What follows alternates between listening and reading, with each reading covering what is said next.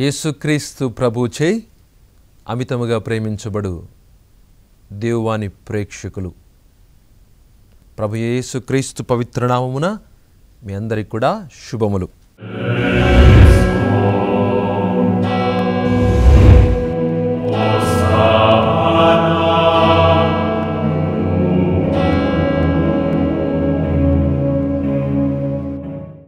ఈనాటి క్రీస్తు సందేశాన్ని అనుదిన పఠనముల ద్వారా ధ్యానం చేద్దాం. లూకా శుభవార్త 11వ అధ్యాయము 29వ వచనము నుంచి. ప్రజలు అనేకుల అచ్చట చేరగా యేసు ఇట్లు చెప్పనారంభించెను, ఈ తరము దుష్టమైనది, ఇది ఒక గురుతును కోరుచున్నది. కానీ యోనా చిహ్నము కంటే వేరొకటి అనుగ్రహింపబడదు. ఏలైనా నినెవే వాసులకు యోనా చిహ్నమైనట్లే ఈ తరమునకు మనుష్య కుమారుడు చిహ్నమగును.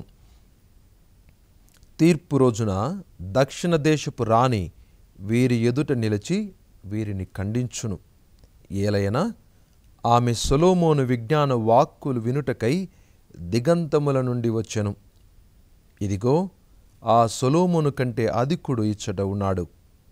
నినెవే పౌరులు యోనా ప్రవక్త ప్రవచనములను ఆలకించి హృదయ పరివర్తనము చెందిరి కనుక తీర్పు రోజున వారు వీరి ఎదుట నిలిచి వీరిని ఖండింతురు.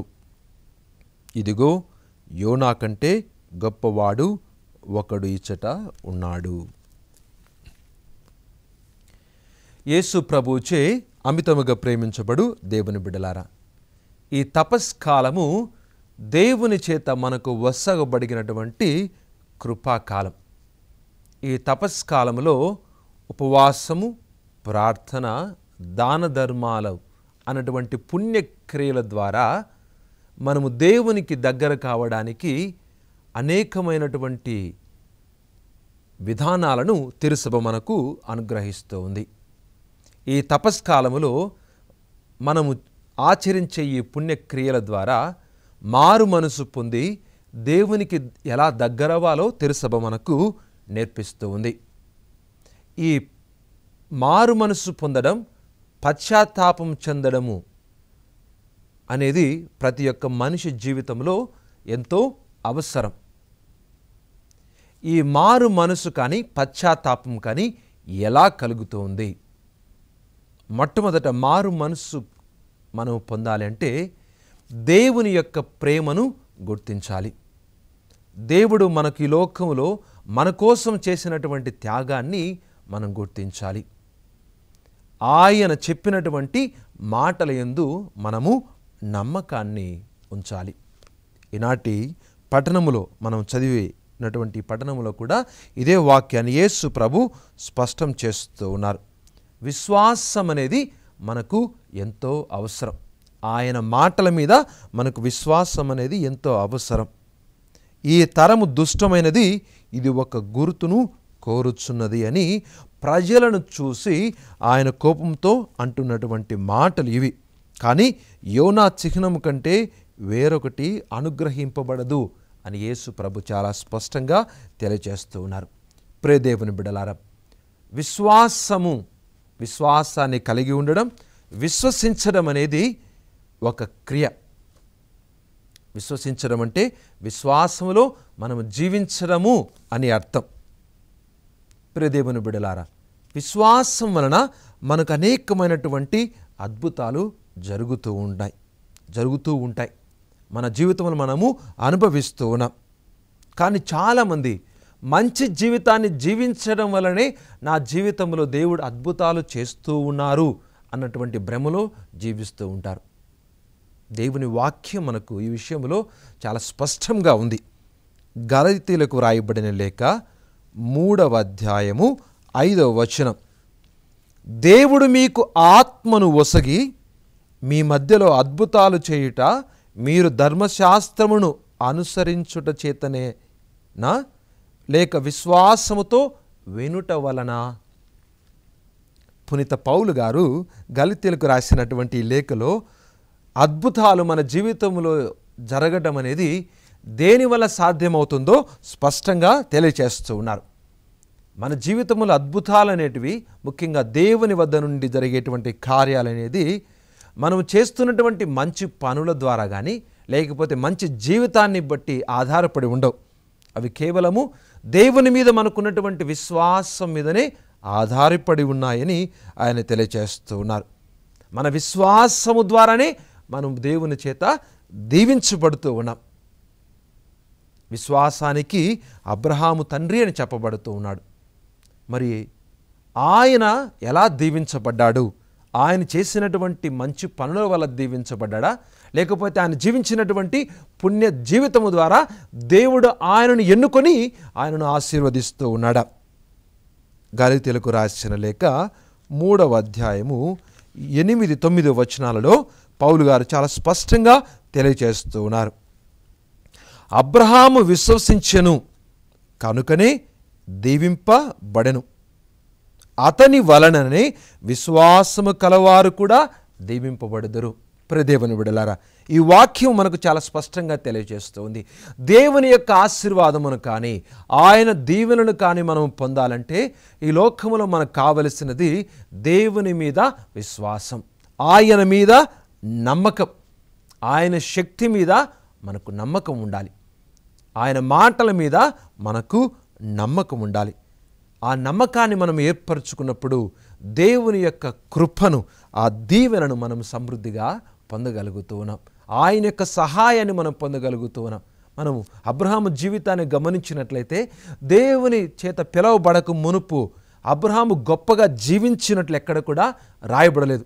అబ్రహాము మేలైనటువంటి జీవితాన్ని జీవించాడని ఎక్కడ కూడా రాయబడలేదు. ఒకవేళ అబ్రహాం జీవించి ఉండవచ్చు, మంచి జీవితాన్ని జీవించి ఉండవచ్చు, కానీ దేవుని యొక్క వాక్యము మనకు అబ్రహాం యొక్క విశ్వాసమును గురించి మాత్రమే నొక్కి చెబుతూ ఉన్నది.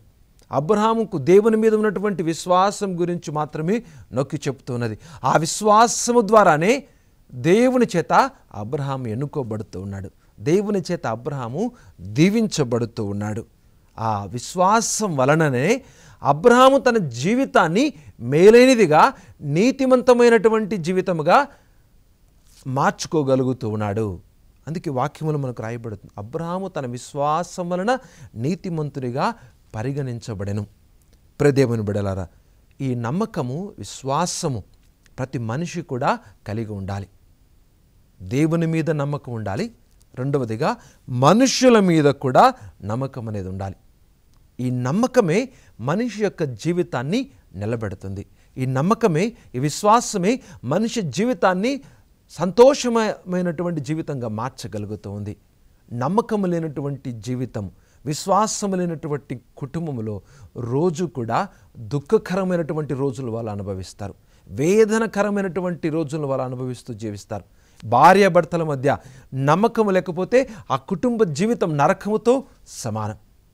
ఎన్నో కుటుంబాలు ఈనాడు చెల్లాచెదరైపోతూ ఉన్నాయి, నాశనమైపోతున్నాయి. ఒకే ఒక్క కారణం ఏంటంటే నమ్మకం లేకపోవడం, భార్యాభర్తల మీద నమ్మకం లేకపోవడం. ఆ నమ్మకాన్ని కలిగి ఉండాలన్నది క్రైస్తవుడు నేర్చుకోవాలి. ముఖ్యంగా ఈ నమ్మకం అనేది సాతాను చేతుల్లో ప్రధానమైనటువంటి ఆయుధంగా మలచబడతా ఉంది. దేవుని నుంచి ఒక వ్యక్తిని దూరం చేయడానికి సాతానుకు ఉన్నటువంటి ప్రధానమైనటువంటి ఆయుధం ఈ అనుమానం అనేటువంటి ఆయుధం.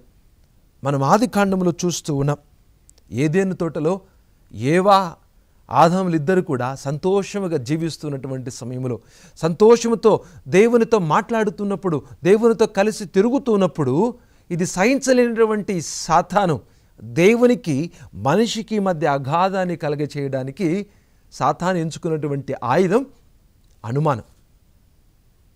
మనిషికి దేవుని మీద ఉన్నటువంటి నమ్మకాన్ని తీసివేయడమే సాతాను ఎంచుకున్నటువంటి ఆయుధం.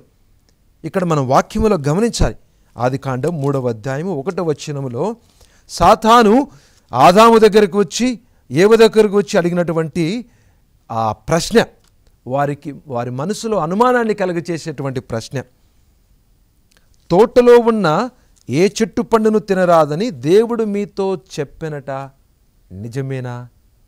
చూడండి, ఇక్కడ సాతాను ఏ విధంగా తన జిత్తులు మారితనంతో తన తెలివినంతటిని కూడా ఉపయోగించి మనిషి యొక్క మనసులో అనుమానపు బీజాన్ని నాటుతూ ఉంది.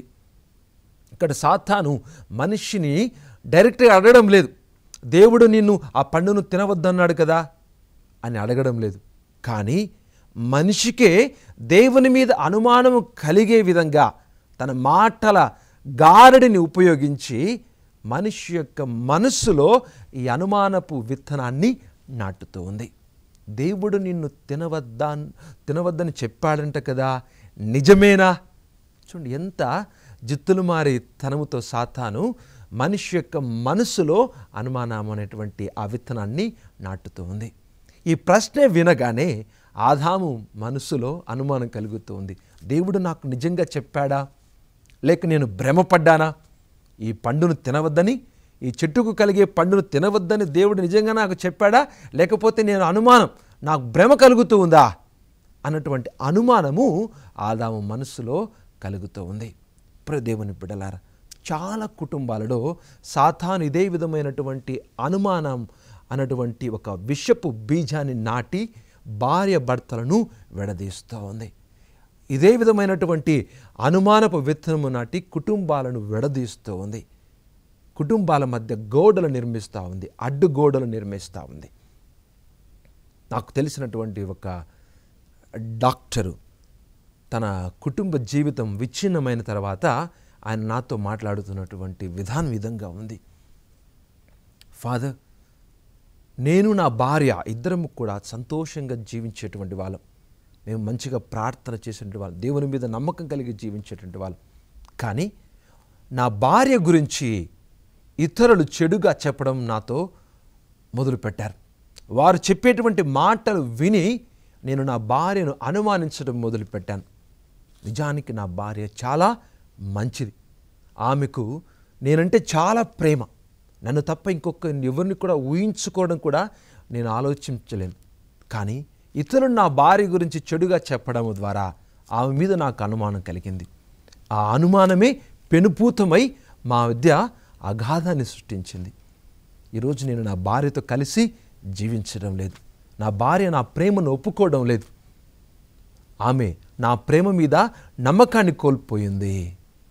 ఆయన చెప్పినటువంటి చివరి మాట, నా ప్రేమ మీద ఆమె నమ్మకాన్ని కోల్పోయింది.